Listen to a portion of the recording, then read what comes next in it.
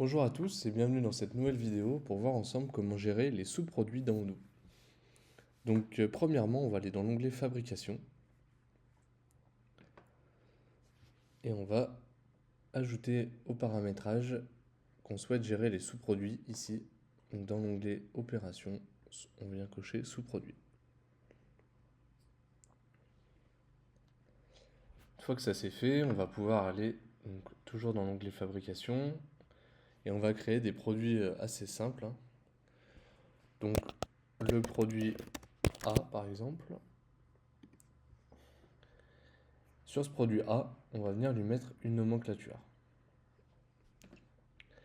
Et dans la nomenclature, donc on voit bien ici le petit onglet sous-produit qui apparaît lorsqu'on active le paramètre dans la configuration.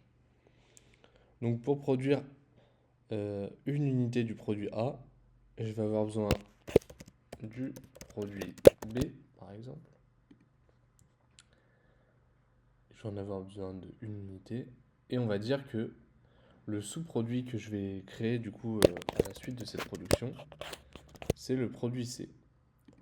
Donc ce qui veut dire globalement que dans ma production, lorsque je vais lancer un ordre de fabrication du produit A, je vais consommer mon produit B et à la fin, j'aurai produit un produit A et un produit B.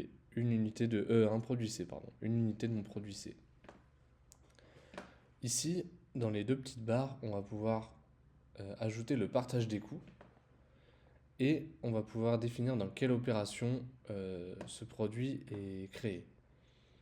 Donc si on rajoute ensemble une opération qui va être par exemple de la fabrication,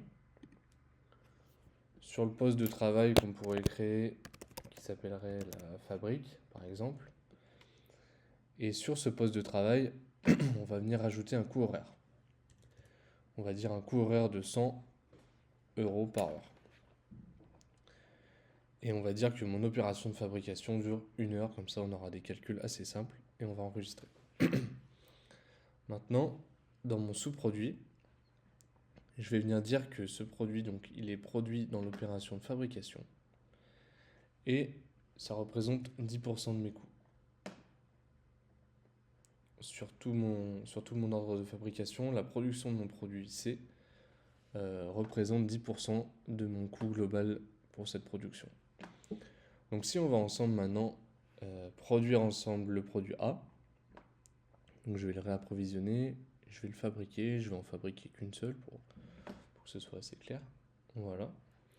Donc là je suis sur mon OF. Donc là je vais venir tout produire, on va pas trop détailler l'OF ensemble. Je vais venir tout produire et donc là je vois bien que j'ai produit une quantité de mon produit A, j'ai consommé un produit B et j'ai produit une unité de mon produit C. Donc si maintenant on va voir l'aperçu, donc on voit bien que pour une quantité, il m'a produit 1 heure. Et là il m'a rajouté donc 1 heure de maintenance de coût homme, on va dire, plus le coût machine. Donc en tout ça me fait 2 heures à 100 € de l'heure. Et ici du coup il me met bien 10% de mes 200 € global.